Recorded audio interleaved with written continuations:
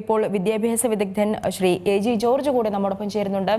Shri എ.ജി. George, നോക്കൂ, അതായത് ഈ ഒരു സ്കൂൾ സമയമാറ്റത്തിൽ നേരത്തെ നിരവധിയായ വിമർശനങ്ങളൊക്കെയാണ് ഉയർന്നിരുന്നത് ഈ മതസംഘടനകളുമായി. എന്നാൽ ഇപ്പോൾ വിദ്യാഭ്യാസ മന്ത്രി നടത്തിയ ചർച്ച അത് സമവായത്തിലേക്ക് എത്തിയിരിക്കുകയാണ്.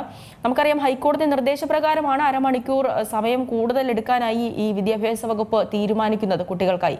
അപ്പോൾ അതിൽ ഹൈക്കോടതിയുടെ ഉത്തരവ് തന്നെയല്ലേ മാനിക്കേണ്ടി വരിക? തീർച്ചയായിട്ടും അത് തന്നെയാണ് മാനിക്കേണ്ടി വരിക. മാത്രവുമല്ല, വിദ്യാഭ്യാസ കാര്യങ്ങളിലൊക്കെ ഭരിക്കുന്ന തെരഞ്ഞെടുക്കപ്പെട്ട ഒരു സർക്കാരിന് നയപരമായ തീരുമാനങ്ങൾ എടുക്കാൻ ജനാധിപത്യപരമായും ഭരണഘടനാപരമായും നിയമപരമായും അവകാശമുണ്ട് എന്ന ഒരു സത്യം നാം കാണണം. അവിടെ ഗവൺമെന്റ് എടുക്കുന്ന നയപരമായ തീരുമാനങ്ങളെ സാമുദായിക സംഘടനകളൊക്കെ ചോദ്യം ചെയ്യാൻ തുടങ്ങിയാൽ സർക്കാരിന്റെ അധികാരം വേണ്ട രീതിയിൽ ഉപയോഗിക്കാൻ കഴിയാതെ വരും. അതൊരു നല്ല കീഴ്വഴക്കമല്ല സൃഷ്ടിക്കുന്നത്.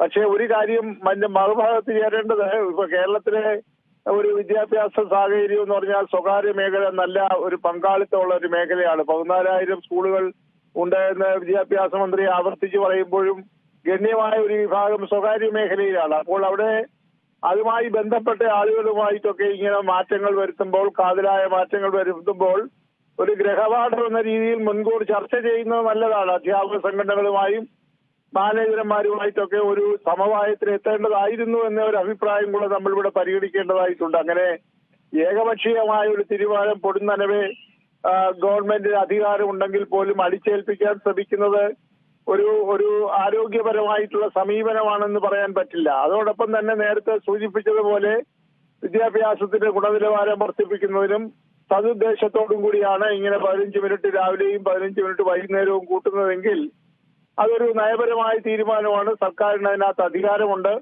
അത് ഏതെങ്കിലും ഒരു പ്രത്യേക മതവിഭാഗത്തിന്റെ ആവശ്യങ്ങളെ അത് കണ്ണിക്കുന്നതാണ്, അല്ലെങ്കിൽ അത് തടസ്സം ഉണ്ടാക്കുകയാണെന്നൊക്കെ പറഞ്ഞാൽ ഗവൺമെന്റിന് ഒരു സമയത്തും ഈ തരം പരിഷ്കാരങ്ങൾ വരുത്താനായി സാധ്യമല്ല. അതിനൊക്കെ കുറച്ച് ക്രമീകരണങ്ങൾ സാമുദായിക സംഘടനകളും വരുത്തേണ്ടതായിട്ടുണ്ട്. നമുക്ക് എല്ലാവർക്കും അറിയാമല്ലോ, ഇന്ത്യ മുഴുവൻ ഒരു വളരെ സങ്കീർണമായിട്ടുള്ള ഒരു സാമുദായിക മത വ്യവസ്ഥയുള്ള പ്ലൂറലിസ്റ്റിക് എന്നൊക്കെ നമ്മൾ ഇംഗ്ലീഷിൽ പറയുന്ന ഒരു സംസ്കൃതിയുള്ള ഒരു രാജ്യമാണ്. അപ്പൊ അതുകൊണ്ട് എല്ലാ മതങ്ങളെയും പ്രീതിപ്പെടുത്തിക്കൊണ്ട് ഒരു ഭരണഘടനാപരമായ രീതിയിൽ ഒരു സർക്കാരിന് പ്രവർത്തിക്കാൻ ചിലപ്പോൾ കഴിഞ്ഞു എന്ന് വരികയില്ല.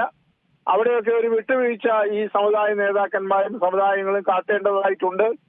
മാത്രവുമല്ല, അവർ സൂചിപ്പിച്ചതുപോലെ ഇവിടെ കോടതിയുടെ ഒരു നിർദ്ദേശം കൂടി ഉള്ളിടത്തോളം കാലം അതിനകത്ത് സർക്കാരിന് തീർച്ചയായിട്ടും ഒരു ബലമുണ്ട്. അതുകൊണ്ട് ഇത് ഒരു പൊതു സമവായത്തിലേക്ക് ഇപ്പോഴെങ്കിലും എത്തിയത് നന്നായി എന്നുള്ള ഒരു അഭിപ്രായമാണ്. അതോടൊപ്പം തന്നെ ഇതുപോലെയുള്ള അടിസ്ഥാനപരമായ മാറ്റങ്ങൾ കേരളത്തിലെ ആഹ്വാനം നടപ്പാക്കുമ്പോൾ അതിൽ ബന്ധപ്പെട്ടിരിക്കുന്ന കക്ഷികളുമായി ഒരു മുന്നാലോചന നടത്തുന്നതല്ലായിരിക്കും. ശരി, ശ്രീ എ.ജി. ജോർജ്, ഞാനൊന്ന് ദയവായി ഇടപെടുകയാണ്. താങ്കളൊന്ന് ദയവായി തുടരണം.